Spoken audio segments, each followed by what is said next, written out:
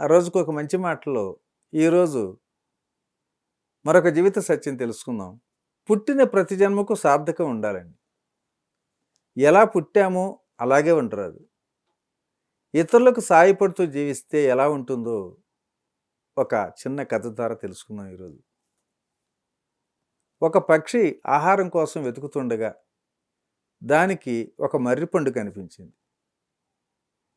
మర్రిపండును నోట కరుచుకొని ఎగురుతూ ఉండగా అది పక్షి నోటి నుండి జారి కింద పడింది.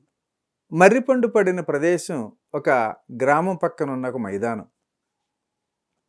ఆ మర్రిపండు మైదానంలో పడిన రోజునే బలమైన గాలులతో వర్షం కూడా కురిసింది. గాలులకు మట్టి రేగి ఆ మర్రిపండును కప్పేసింది. 2 రోజుల తర్వాత ఆ మర్రిపండు విచ్చుకొని అందులో ఉన్న గింజలు బయటపడ్డాయి. మర్రి గింజలు వాటిలో అవి మాట్లాడుకుంటున్నాయి. ఒక గింజ ఎంతో సంతోషంగా, ఆహా, మన పక్షాన అదృష్టం ఉండబట్టే మనం ఇంకా బ్రతికే ఉన్నాం, లేదంటే ఆ పక్షి కడుపులో పడి జీర్ణం అయ్యేవారం కదా అంది ఒక గింజ. అంతలో మరే గింజ అంటుంది, నిజమే, పక్షి కడుపులోకి వెళ్ళి చనిపోయే వాళ్ళమే, మరి ఇలా మాట్లాడుకునే అవకాశం ఉండేది కాదు అని చెప్పింది. మిగతా గింజలు కూడా అవునవును అంటూ సంబరపడ్డాయి.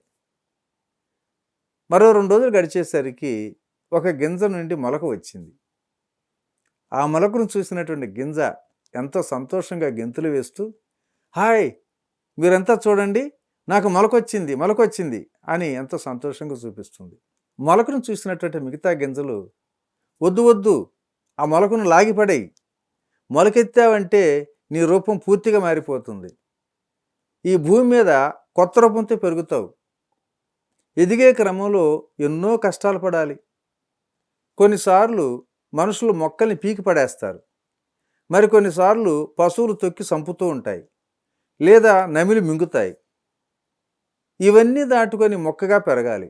ఒకవేళ ఎదిగావే అనుకో, కావలసినంత నీరు అందాలి, అలా నీరు దొరక్కపోయినా ఎండిపోయి చస్తావు. అన్ని కష్టాలు పడలేవు, కానీ మాలాగే గింజ రూపంలో నిండిపో, మనమంతా హాయిగా కలిసి గడుపుదాం అన్నాయి. మిగతా గింజల మాటలు ఆలకించింది, కానీ ఆ మొలక వచ్చిన గింజ మాత్రం ఏ జవాబు చెప్పలా, తన మొలకను వేరు చేయలా. కొన్ని రోజులకు ఆ మర్రి మొక్క భూమి మీదకు వచ్చి ఎదగటం ప్రారంభించింది.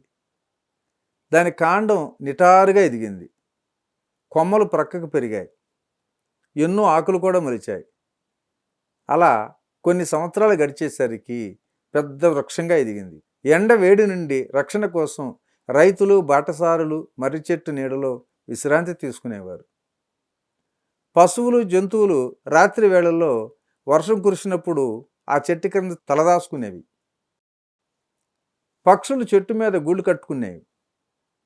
మర్రి చెట్టు నిత్యం ఎందరికో ఆశ్రయం ఇస్తుండటం వలన అక్కడ ఎంతో సందడిగా ఉండేది. అప్పుడప్పుడు వైద్యులు కూడా ఆ మర్రి చెట్టు దగ్గరకు వచ్చి మర్రి బెరడు, పాలు, ఆకులు, మొగ్గలు కోసుకుపోయేవాళ్ళు.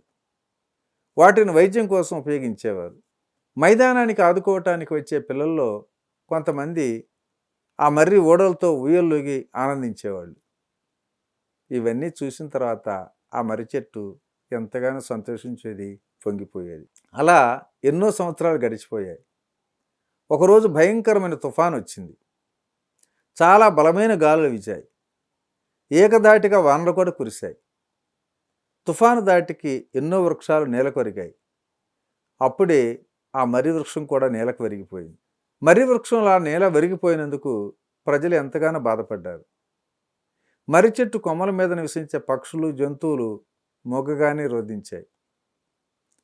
మరికొన్ని రోజులకు ఆ మర్రి చెట్టు పచ్చదనం తగ్గిపోగానే గ్రామస్తులు గొడ్డలతో నరికి ఆ చెట్టు కొమ్మలను, కాండాన్ని వంట చెరుకుగా, గృహోపకరణాలుగా వాడుకున్నారు.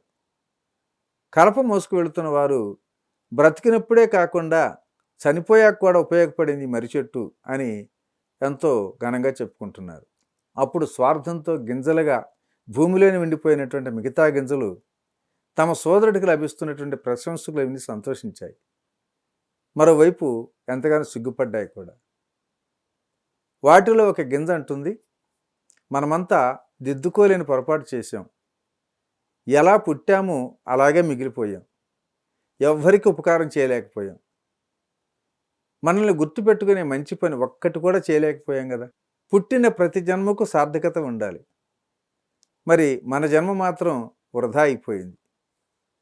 పక్షి నోటి నుండి జారిపడినందుకు మనం గొప్ప అవకాశం పొందినప్పటికీ వృధా చేసుకుని మన జీవితం అంతా.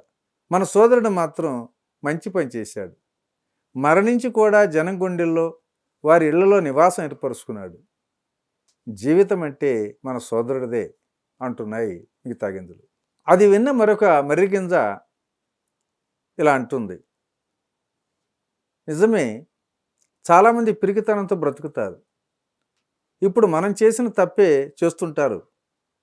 ఇతరులకు మేలు చేసే జీవితం వలన తృప్తి కలుగుతుందని తెలుసుకోలేక జీవితాన్ని అంతా వృధా చేసుకుంటారు.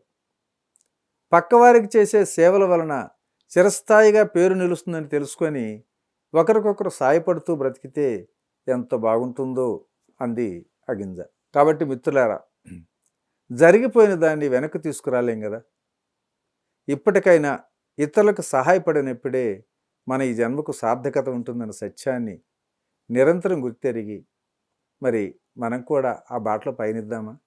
ఈరోజు ఈ మంచి మాట నిద్రతో ముగించుకుందాం. రేపటి రోజుని మరొక జీవిత సత్యం ద్వారా కలుసుకుందాం. Thank you. ఇట్లు మీ రామిరెడ్డి, మానస సరోవరం.